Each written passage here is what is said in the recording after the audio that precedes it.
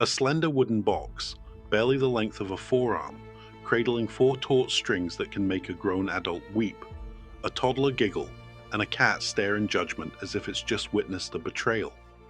That, dear viewer, is the violin, an instrument so versatile it's been called the Swiss Army knife of the orchestra, yet so finicky that a single rogue bow hair can send a virtuoso into a spiral of existential dread. Welcome to What is a Violin, the deep dive where we'll unpack its design, trace its origins, chart its development, explore its musical uses, and peek into its modern life and future, all with a sprinkle of comedy to keep things from sounding like a dusty music theory lecture. Grab your coffee, tighten your chin rest, and let's begin. Design. First, let's talk anatomy. The violin's body is essentially a hollowed-out hourglass made of two plates, top or belly and back, joined by ribs, all carved from spruce and maple respectively. Why spruce? Because it's light, stiff, and loves to vibrate like a trampoline for sound waves. Maple, on the other hand, is the sturdy backbone that resists the pull of the strings without turning into a noodle. The F-shaped sound holes aren't just for show, they act like acoustic vents, letting the inner air breathe and amplifying those sweet singing tones.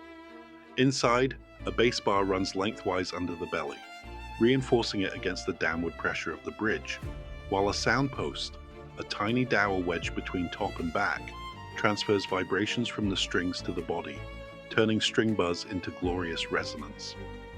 Now the neck, a slender maple shaft topped with an ebony fingerboard. Fretless because violinists like to live on the edge, literally sliding between notes. The peg box, housing four wooden pegs, is where the strings are wound. Turn them too tight and you risk a snap. Turn them too loose and you'll be playing a lament for your lost intonation. Finally, the scroll, a carved volute at the top of the peg box, serves no acoustic purpose but adds a touch of Baroque flair, like a tiny ornate moustache on an otherwise sober instrument. If you ever wondered why violinists look so intense, it's not just the music, it's the constant battle against humidity, which can make the wood swell or shrink faster than your waistline after Thanksgiving.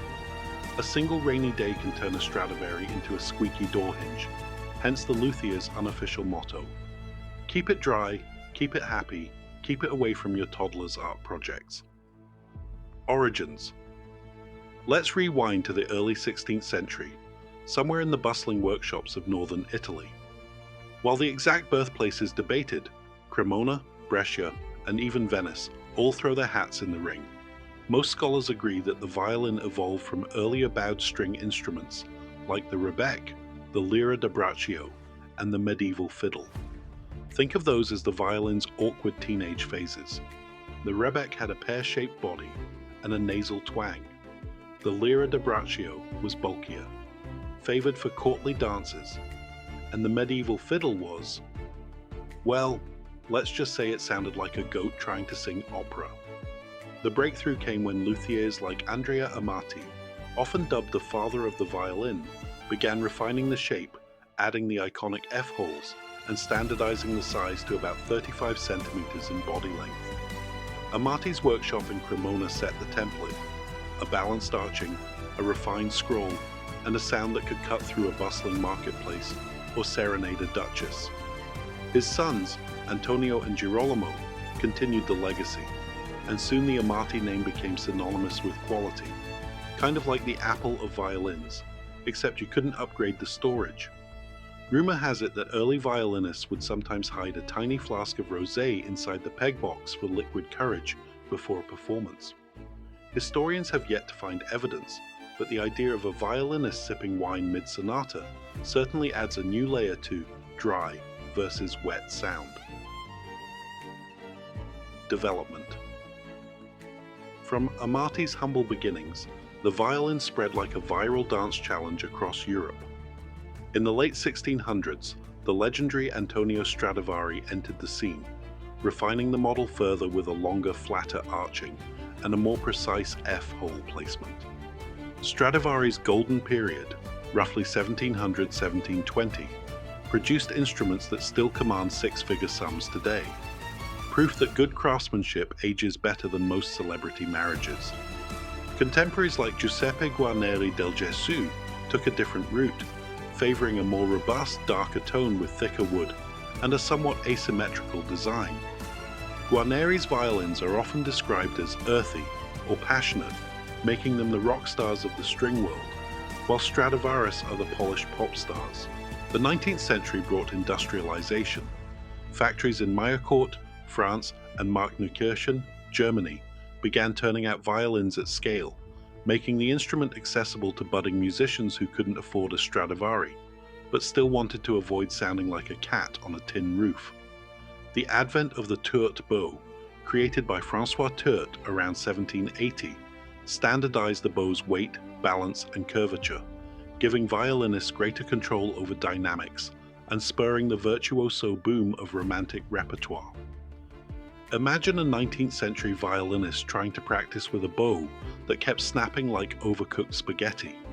They'd probably have muttered, "If I wanted to deal with this much tension, I'd have become a lawyer." If you're enjoying this journey through the violin's story, smash that like button. It helps the channel hit the right notes with the YouTube algorithm. And if you've got a favorite violin moment, maybe a breathtaking solo, a funky fiddle breakdown, or that time you tried to play Twinkle Twinkle and sounded like a squeaky door, drop it in the comments below. We love hearing from fellow string enthusiasts. Musical uses, classical era. Fast forward to the Baroque period, and the violin was already a darling of composers like Antonio Vivaldi, whose Four Seasons painted sonic pictures of chirping birds, icy storms, and sunny harvests, all with just 4 strings and a bow. The violin's agility allowed it to mimic natural phenomena, a trick that still wows listeners today. In the classical era, Mozart elevated the violin to conversational status, weaving it into symphonies, concertos, and chamber music, where it could argue, flirt, and reconcile with the orchestra in a single movement. Beethoven, ever the revolutionary, pushed the violin's technical limits in his Violin Concerto in D major, demanding rapid shifts, double stops, and a lyrical breadth that still makes modern soloists sweat. The Romantic era saw the violin become a vessel for raw emotion. Think of Tchaikovsky's Violin Concerto, soaring melodies that feel like a heart laid bare, or Brahms's Violin Sonata No. 1, where the instrument whispers, sighs, and occasionally shouts like a tempestuous lover. Virtuosos such as Niccolò Paganini turned the violin into a spectacle, reportedly able to play 3 octaves in a single bow stroke while juggling flaming torches. Okay, maybe not the torches, but his caprices were certainly fire-level difficult. Legend says Paganini once sold his soul to the devil for his extraordinary skill. If that's true, the devil must have gotten a pretty good return on investment, considering how many times Paganini's 24 caprices have been used as ringtones for overly dramatic smartphones. Musical uses: folk, jazz, and beyond. But the violin isn't confined to marble concert halls. In folk traditions worldwide, it morphs into the fiddle. Same instrument, different attitude. From the lively reels of Irish sessions, where the bow dances like a jittery squirrel, to the mournful laments of Eastern European klezmer, the violin adapts its voice to tell stories of weddings, wars, and wanderlust. Jazz violinists like Stéphane Grappelli turned the instrument into a swing machine, trading classical purity for improvisational swagger. Grappelli's duets with Django Reinhardt proved that a violin could sit comfortably alongside a gypsy jazz guitar, trading licks like old friends at a cafe. In contemporary genres, you'll find the violin in rock. Think of Kansas's Carry On Wayward Son, or the electric violin shredding of Lindsey Sterling.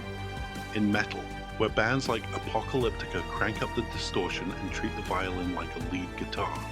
And even in hip-hop, where producers sample violin loops to add a cinematic flair to beats. The instrument's versatility is such that it can be both the lead singer and the backup dancer in a musical ensemble. If you ever see a violinist wearing a leather jacket and sunglasses on stage, don't worry, they haven't lost their way. They're just preparing to drop a sick fiddle breakdown that would make a bluegrass barn dance feel like a rave. Modern uses and future. Today, the violin lives in a fascinating intersection of tradition and technology. Electric violins, equipped with piezo pickups and built-in preamps, allow players to plug into amplifiers, effect pedals, and loop stations, opening doors to ambient soundscapes, heavy riffed metal, and experimental electronica. Brands like Yamaha and NS Design have crafted sleek, futuristic bodies that look more like spacecraft than classic hourglasses, yet still retain the essential acoustic soul. Advancements in materials. Science are also at play. Carbon fiber violins offer incredible durability and resistance to humidity, ideal for outdoor festivals or for the clumsy musician who tends to leave their instrument in a hot car. Meanwhile, 3D printed prototypes are being explored, allowing luthiers to experiment with novel geometries that could tweak resonance patterns in ways traditional wood cannot. Artificial intelligence is beginning to make its mark too. AI-driven tutoring apps can listen to a student's bowing technique and offer real-time feedback on pressure, angle, and speed. Essentially a virtual maestro that never gets tired or demands a coffee break. On the composition side, generative algorithms are helping composers create new violin parts that blend classical motifs with modern electronic textures, pushing the instrument into uncharted sonic territories. Looking ahead, we might see violins equipped with haptic feedback systems that guide a player's finger placement, or augmented reality overlays that project sheet music onto the instrument itself, reducing the need for stands and letting performers move freely on stage. The core design, those 4 strings, the wooden body, the bow, will likely remain unchanged because it works so darn well, but the ways we interact with, amplify, and even imagine the violin are evolving faster than a Paganini scale. If you ever worry that the violin will become obsolete, just remember, as long as there are emotions too big for words, someone will reach for a bow and try to scrape them out. And if all else fails, there's always the option of using it as a really fancy back scratcher, though we don't recommend it for the instrument's resale value. We've explored the violin's elegant design, from spruce belly to maple back, from F-holes to scroll, traced its origins in the bustling workshops of 16th century Italy, followed its development through the masterful hands of Amati, Stradivari, Guarneri, and the bow revolution of Tourt, examined its starring role in Baroque, classical, and romantic music, celebrated its adaptability in folk, jazz, rock, and beyond, and glanced at the cutting-edge tech shaping its future. The violin, in short, is a timeless conversation piece, part artifact, part instrument, part playground for human expression. Before we reveal our bonus fact, if this video struck a chord with you, please consider subscribing to What Is and ringing the notification bell so you never miss an episode where we demystify the wonders of our world. Share this video with anyone who loves music, history, or just a good story about a wooden box that can make you feel everything. Your support lets us keep digging deeper, having fun, and bringing you the facts you crave, with a side of laughs. Thanks for watching. Bonus fact. And now for the bonus tidbit. The world's smallest playable violin measures just 37 millimeters in length, about the size of a thumbtack, and was crafted by Russian artisan Anatoly Konenko in 2012. Despite its minuscule frame, it actually produces audible notes when bowed with a custom-made microbow, proving that even the tiniest instrument can still sing, if you've got the patience of a saint and the eyesight of a hawk. That's all for today's deep dive into the violin.